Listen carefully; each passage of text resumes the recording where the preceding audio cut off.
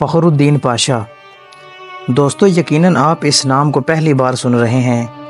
یہ خلافت عثمانیہ کا وہ بہادر جرنیل تھا جو اکیلا تنہا عرب باغیوں اور برطانیہ اور اس کے اتحادی افواج سے 72 دن تک لڑتا رہا، اور بعد میں برطانیہ نے اس کے بہادری اور دلیری سے متاثر ہو کر ان کو صحرائی چیتا یا ٹائیگر آف دی ڈیزرٹ کا خطاب دیا تھا۔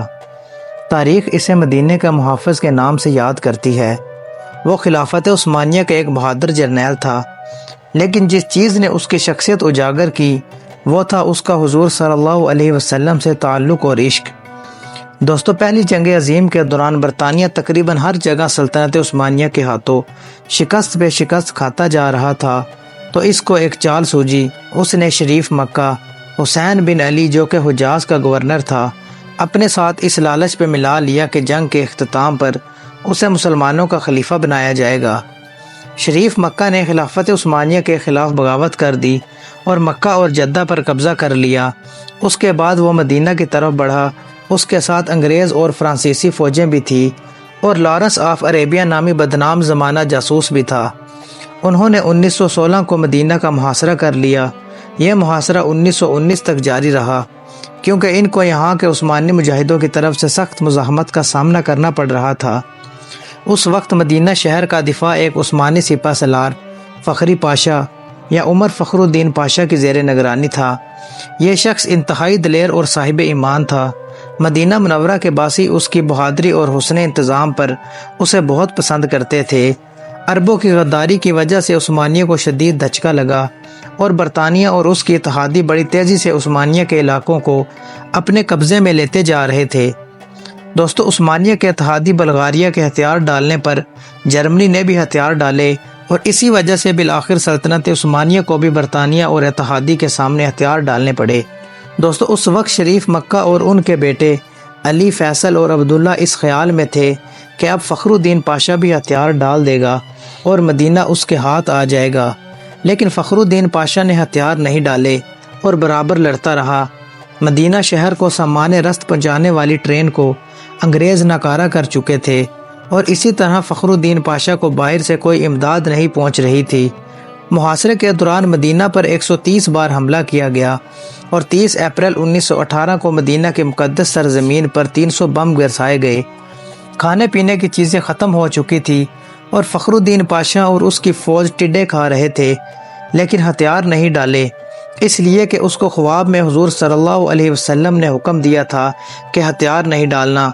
ایک ترک مصنف لکھتا ہے کہ ایک مرتبہ 1918 میں جمعہ کے دن فخر الدین پاشا مسجد نبوی میں نماز کے دوران خطبہ دینے ممبر کی سیڑھیوں پر چڑھنے لگا تو آدھے ہی راستے میں رک گیا، اور اپنا چہرہ حضور صلی اللہ علیہ وسلم کے روضہ مبارک کی طرف کرتے ہوئے عرض کیا کہ اے اللہ عز و جل کے رسول، میں آپ کو کبھی نہیں چھوڑوں گا۔ اس کے بعد اس نے نمازیوں اور مجاہدین سے ولولہ انگیز خطاب کیا کہ مسلمانوں، میں تم سے حضور صلی اللہ علیہ وسلم کا نام لے کر جہاد کی اپیل کرتا ہوں، جو اس وقت میرے گواہ بھی ہیں۔ میں تمہیں یہ حکم دیتا ہوں کہ دشمن کی طاقت کی پرواہ نہ کرتے ہوئے ان کا اور ان کے شہر کا آخری گولی تک دفاع کرو۔ اللہ ہمارا حامی و ناصر ہو، اور حضور کی برکت ہمارے ساتھ ہو۔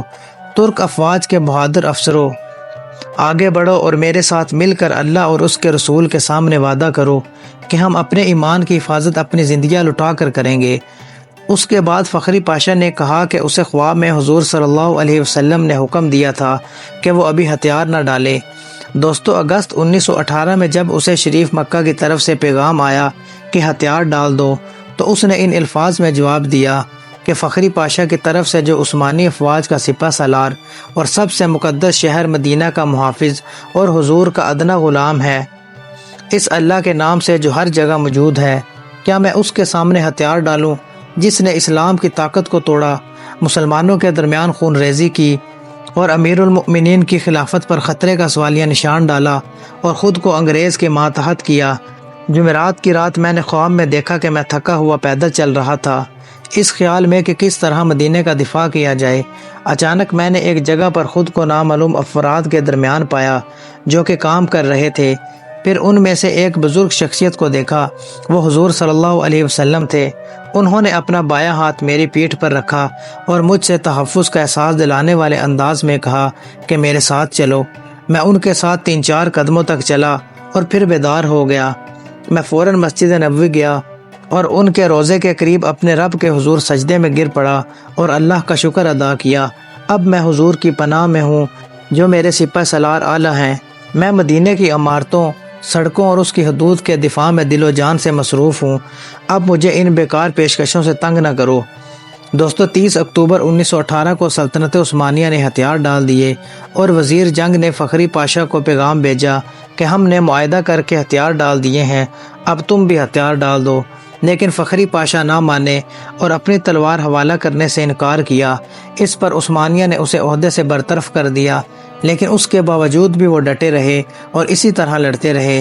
اسی طرح جنگ ختم ہونے کے باوجود یہ صحرائی چیتا، یہ عاشق رسول 72 دنوں تک اکیلے عرب باغیوں اور برطانیہ اور اس کے اتحادیوں سے لڑتے رہے اور اپنے چھوٹے سے دستے سے مدینہ کی حفاظت کرتے رہے۔ آخر کار اس کے اپنے ہی ساتھیوں نے تنگ آ کر خود اس کو پکڑ کر دشمنوں کے حوالے کر دیا۔ یوں 2 فروری 1919 کو شریف مکہ کے بیٹے علی اور عبداللہ شہر مدینہ میں داخل ہوئے اور 12 دن تک شہر نبی میں لوٹ مار کرتے رہے۔ 4850 گھروں کو، جن کو فخر الدین پاشا نے تالے لگوائے تھے، انہیں توڑ کر لوٹ لیے گئے۔ فخر الدین پاشا نے 2 سال مالٹا میں قید میں گزارے۔ 1921 کو رہائی ملنے کے بعد دوبارہ ترکی افواج میں شامل ہوئے اور یونان اور فرانسیسیوں کے خلاف جنگیں لڑی۔ اس کے بعد وہ افغانستان میں ترکی کے سفیر رہے۔ 22 نومبر 1948 کو دل کا دورہ پڑا اور اپنے خالق حقیقی سے جا ملے۔ ان کی خواہش کے مطابق انہیں استنبول میں دفن کیا گیا۔ اللہ آپ کی قبر کو نور سے بھر دے۔ افسوس اس بات کی ہے کہ ہماری نسل سرے سے ان کے نام سے واقف نہیں۔ ایک سوچی سمجھی سازش کے تحت ہمیں میڈیا اور فضول فلموں و ڈراموں میں مشغول کیا گیا تاکہ ہم اپنے آباء و اجداد کے ایمان افروز کارناموں سے بالکل بے خبر رہیں اور ہمارے اندر وہی عقابی روح پیدا نہ ہو۔ اس جرنیل کی داستان سننے کے بعد شاید ہر کوئی خواہش کرے گا کہ کاش اس کی جگہ وہ خود ہوتا اور اسے حضور صلی اللہ علیہ وسلم کی طرف سے اسی طرح حکم مل پاتا۔ اب وقت آ گیا ہے کہ ہم دوبارہ اپنے ان اسلاف کو زندہ کریں جو اللہ اور حضور کے نام پر مر مٹیں۔ اپنے بچوں کو اس قسم کے واقعات سے ان کی تربیت کریں تاکہ دشمنان اسلام کو ایک بار پھر فخر الدین پاشا کا سامنا کرنا پڑے۔ اللہ تعالی ہم سب کا حامی و ناصر ہو، آمین۔ ویڈیو اچھی لگی ہو تو چینل کو سبسکرائب کر دیں اور بیل آئیکن کو دبا دیں۔